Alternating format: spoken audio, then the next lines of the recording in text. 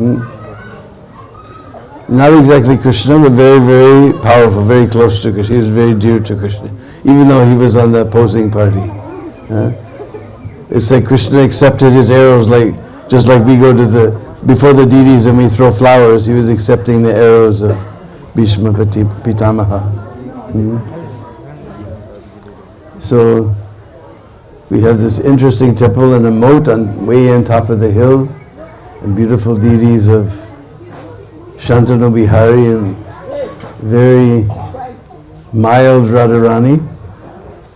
And somehow we almost weren't going to, we were only going to get darshan from outside, but just at the last minute, I don't know if you noticed one old bearded Baba with a big jata, that was Nrsinga Baba. He's been here for years and years. I've forgotten how many he told me. So he somehow arrived with the key and we were able to get darshan. For those of you who circumambulated around, then in the walls you saw some of the old ancient pieces of this temple. And somebody here has just recently made this little Krishna Balaram temple, some very charming deities of Krishna and Balaram. So this was mainly a doing temple. You go up these, you see this interesting kund all around the temple, and you go up and take darshan. So you may wonder what other parts of Mahabharata Leela took place in Braj. But you may remember that one time the Pandavas were ordered to go to the forest for 14 years. And just 13 and then one Agyatvaas. So in the 13th year, they met some sage, and he was crying that somehow his arni sticks got stuck in the antlers of a deer, and the deer ran off in the forest. So the Yudhisthira and the Pandavas said, "Don't worry." So they began to chase that deer, and they went and they went and they went and they went, and they never found that deer. But actually, in their search for the deer, they had entered into Kamyavan. In the first canto of Srimad Bhagavatam, and also in Krishna book, Prabhupada explains that part of the Pandavas' exile was in Kamyavan. So we know that they were, after searching, you're lucky you're here, this is springtime. But usually in the hot season, the first word that all of our Western devotees learn in Hindi is Pani. So,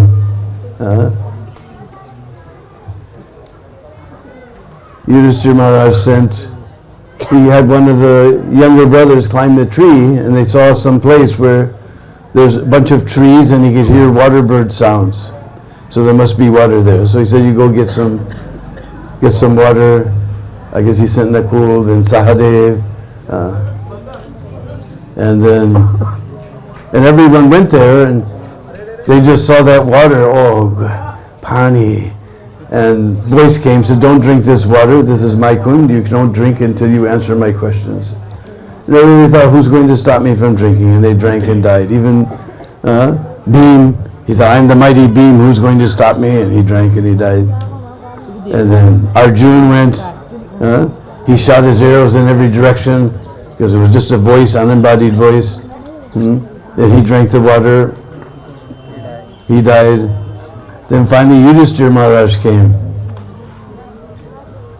And he also examined his brothers. He saw no signs of life. He was lamenting what has happened. And then he decided to drink some water anyway. And voice said, "Don't drink this water, the same fate you'll meet." He said, "Well, how can I talk to a voice? Unembodied voice." So he took the form of a yaksha, whatever that is. So, standing on a tree, and he said, "You answer my questions and you can drink." And so then Yudhisthira Maharaj, we know it's a long story and it's getting dark. but Yudhishthira Maharaj answered all of his questions. So that Kund is called Dharam Kund. It's there in Kamyavan. If you ever go to Kamyavan, it's there in Kamyavan. So far west, it's in Rajasthan. And then, so that time they camped on the banks of Bimal Kund. There's a huge kund there, even bigger than, if you've ever seen Pavan Sarovar, it's bigger than that. Huge, beautiful kund. Actually Sarovar, but it's called Bimal Kund. So the Pandavas, they camped on the side of Bimal Kund. And that's where you remember the story, Durvas Muni, Duryodhan sent him, you go see my brothers in the forest in Kamyavan, but you have to go after Draupadi's taken her meal, you know. So he came there with all his, I can't remember, it was 10,000, 50,000, whatever it was. 10,000. All right. Disciples, and Yudhishthira said, all right, you go take your bath and we'll arrange things for you. And then he went to Draupadi and he said, the Durvas Rishis here with 10,000 disciples. And Draupadi said, but I've already eaten, because she had the Akshay Patra that gave unlimited amounts of food until she had eaten, but she'd already taken her meal, because that was, you know, Duryodhan's trick. That you have to go after Draupadi's eaten her meal, because then they won't be able to entertain 10,000 disciples in Durvas Rishi, and we know he's very famous for being angry. Huh? So she didn't know what to do, and just at that point, Devaki Nandan appeared. He said, oh Draupadi, I'm so hungry, give me some. But that's the problem, Durvas Rishi with 10,000 disciples, I don't eat. There's nothing to eat, what am I eating? Now you also want to eat. Yeah. You know, Prabhupada said the secret weapon of the woman is tears. He said, oh Draupadi, bring the pot here, there must be something. He found a little piece of palak, spinach. Because this, just to prove, in Bhagavad Gita, Krishna says, patram puspam patram, so just a little piece of leaf of spinach was sticking on the side of the pot. He took that, he said, now I'm fully satisfied. Sometimes in the tape you can hear Prabhupada say that, then you can understand what is full satisfaction. Fully satisfied. And they were all bathing in the river, and all the sages looked at one another and said, I couldn't eat a thing. Me neither. In Spanish, we have a word for it after the Sunday feast. Bloqueado. You can understand that, huh? Muy bloqueado. So I couldn't take a thing either. You know, then Krishna told Devakinanda, he told Bhim, you go there and call them. He said, what? He said, Bhim just went. So he put his club on his shoulder and he went there, and they saw Bhim's coming, and if we don't go there and eat, it'll be a big offense, it'll be a big insult. So without even washing their cloth, without even drying their cloth, they just put their wet cloth and ran away in the forest. And Bhim came back, nobody's there. Then that's also, they were camped at Bimal Kund when Jayadrath, remember he tried to kidnap Draupadi, that's also there at Bimal Kund. So this is one tiny part. We know that Santanu somehow he married Ganga Devi. That's a whole long story, but anyway, she said, I only marry you, but you can never criticize anything I do. And every time a child was born, you know, she would just take it to the Ganga and drown it. And finally, when the 8th child was there, he couldn't help me. He said, what are you doing? What are you doing? How are you doing this? You know, please stop. He said, all right, I told you, if you criticize, then I'm going away. So she said, but I'll bring your son back. She took her son away.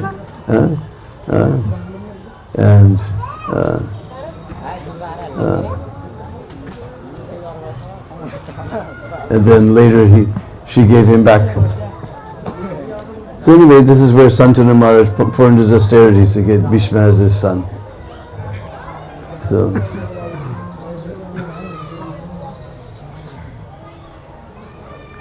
So when you go back tonight, you please look in the western sky. You will see, now you can't, when it gets dark, you'll see Shukra, the guru of all the demons, Venus. Then you'll see above him You see Shukra is very bright. Then a little less bright, you'll see Brihaspati, the guru of all the devas. Both the gurus are face to face in the sky for the next few evenings. And last night, beautiful crescent moon was just above Shukra. So it must be either just below Brihaspati or just above. We'll see tonight. If you look in the west, as soon as it gets dark, because very soon they'll all go down. So you have to look when you go back. You climb on the roof or wherever you can see the western sky, and you'll see them. Can you see this? Is the moon showing? A little crescent? I can't tell from here. Yes. In the middle. I can't see. Oh, I see something bright. I'm not sure which one that is.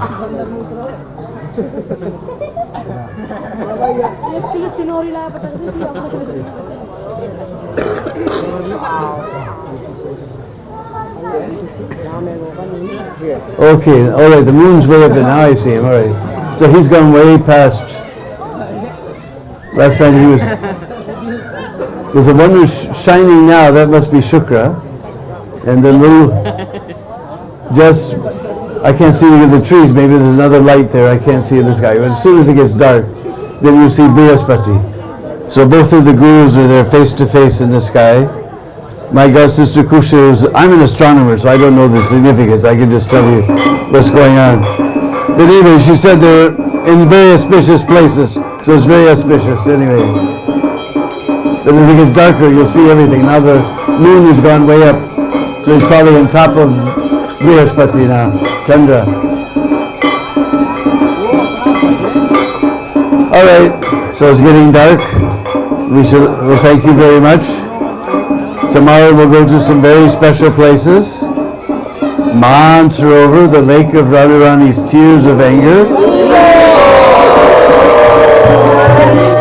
And Bandirvan, the place where Radha and Krishna were married secretly by Lord Brahma. You probably don't know about that, but we're going to see that tomorrow and hear about that. Srila Prabhupada ki